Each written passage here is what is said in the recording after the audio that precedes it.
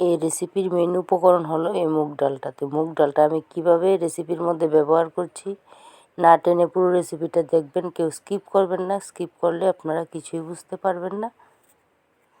তো নমস্কার বন্ধুরা, আমার আরও একটি নতুন রেসিপি দেখার জন্য আমার চ্যানেলে আপনাদের সবাইকে অনেক অনেক স্বাগত এবং অনেক অনেক ভালোবাসা। তো বন্ধুরা, আজকে সম্পূর্ণ নিরামিষ একটি রেসিপি আপনাদের সামনে নিয়ে চলে আসলাম, যেটা রুটি বা সাদা ভাতের সঙ্গে খেতে অসাধারণ লাগে। তো আমি এখানে পেঁপেটা ডুমু ডুমু করে কেটে নিয়ে নিলাম, আর তার সাথে নিয়ে নিলাম আদা আর কাঁচা লঙ্কা। আদা আর কাঁচা লঙ্কাটা আমি শিলনোড়ায় বা হামানদিস্তায় বেটে নিয়ে নেব। যেখানে আমার সুবিধা হয় সেখানে আমি এটা তৈরি করে নিয়ে নেব। তো চলে আসলাম ওভেনে রান্না করতে। তো প্রথমে আমি এইদিকে কড়াইয়ে বসিয়ে দিলাম শুকনোগুলোয় আমি কিছু মুগ ডাল, মানে রেসিপির মধ্যে যতটুকু পরিমাণ লাগবে ততটুকু পরিমাণে মুগ ডাল শুকনোগুলোয় বেছে নেব। তারপরে এই মুগ ডালটা দিয়ে আমি কিভাবে কি করি পুরো রেসিপিটা দেখবেন। আর এতটুকু অবধি ভিডিওটা দেখে যারা অলরেডি চলে এসেছেন, লাইকটা না দিয়ে থাকলে অবশ্যই ভিডিওতে একটি লাইক দিয়ে না টেনে পুরো ভিডিওটা দেখবেন। তো ডাল কিন্তু আমার ভাজা হয়ে গেছে। এখন আমি ডালগুলো নামিয়ে রেখে দেবো। তারপরে ঠান্ডা হলে আমি ডালটা কীভাবে রেসিপির মধ্যে ব্যবহার করি আপনারা দেখতে থাকুন। তো এদিকে কড়াই আবার বসিয়ে দিলাম, দিয়ে দিলাম তার মধ্যে পরিমাণ মতো জল। তো জলের মধ্যে এখন আমি পেঁপেটাকে 50% বা 60%-এর মতো সিদ্ধ করে নিয়ে নেব। আর বাকি পেঁপে সিদ্ধটা পুরো রেসিপিটা হতে হতে হয়ে যাবে। পুরোপুরি সিদ্ধ করলে হবে না, 50 থেকে 60%-এর মতো সিদ্ধ করতে হবে। তো পেঁপেটা আমি কিছুক্ষণ সিদ্ধ করে নিয়ে নিলাম এখন। আর আপনারা চাইলে এই রেসিপির মধ্যে একটা কি দুটো আলুও ব্যবহার করতে পারেন। আমি শুধু পেঁপে দিয়ে করলাম। এদিকে কিন্তু আমি সিদ্ধ করা পেঁপেগুলো রেখে দিলাম ঢেলে। তারপরে আবার কড়াইটা বসিয়ে দিলাম। তার এদিকে দেখেন আমি মুগ ডালটা পেঁপেটা সিদ্ধ হতে হতে মিক্সার মেশিনে গুঁড়ো করে নিয়ে এলাম। এই গুঁড়ো করেই কিন্তু আমি রেসিপির মধ্যে মুগ ডালটা ব্যবহার করব। এদিকে আমার কড়াইয়ে গরম হয়ে গেছে, দিয়ে দিলাম পরিমাণ মতো সরিষা তেল। আর আমি রেসিপিটা একবারে ফোড়ন দিয়েই বসিয়ে দেবো। দিয়ে দিলাম তেজপাতা, তেলটা গরম মারবো, দিয়ে দিলাম শুকনো লঙ্কা আর পাঁচফোড়ন। তো পাঁচফোড়নগুলি ভালো করে হওয়ার পর দিয়ে দিলাম সিদ্ধ করে রাখা পেঁপেগুলো। এখন আমি পেঁপেগুলো কিন্তু এখানে কড়া করে ভাজতে হবে না, মানে বেশিও না কমও না, এমন করে ভাজতে হবে। দিয়ে দিলাম তার মধ্যে পরিমাণ মতো হলুদ। আমি হলুদটা প্রয়োজন হলে আবার পরে ব্যবহার করব। এখন শুধু পেঁপেটার অনুযায়ী কিন্তু আমি হলুদটা ব্যবহার করেছি। তো এখানে আমি বললামই পেঁপেটা কিন্তু কড়া করে ভাজবেন না, যদি আপনারা রেসিপিটা আপনাদের কাছে ভালো লাগে যদি করেন। আর এখানে দেখেন আদাটা আর কাঁচা লঙ্কাটা আমি হামানদিস্তায় বেটে নিয়ে নিলাম। তো আমি পেঁপেগুলি ভেজে তারপরে তার মধ্যে দিয়ে দেব আদা কাঁচা লঙ্কা বাটা।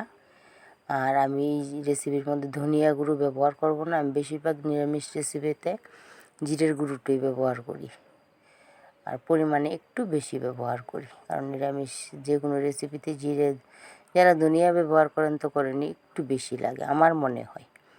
তো এখানে কিন্তু আমি পেঁপেগুলো ভেজে নিলাম। এখন আমি দিয়ে দেব আদা আর কাঁচা লঙ্কা বাটা, তারপরে দিয়ে দেবো জিরের গুঁড়ো, আর তারপরে দিয়ে দেবো তার মধ্যে একটু হলুদের গুঁড়ো। কারণ আমি এখানে জল ব্যবহার করব, ডালটা ব্যবহার করব, তার জন্য আমার একটু হলুদের প্রয়োজন হবে। দিয়ে দিলাম জিরের গুঁড়ো, হলুদের গুঁড়ো দিয়ে এখন আমি ভালো করে সুন্দর করে একদম কষিয়ে নেব পেঁপের সাথে।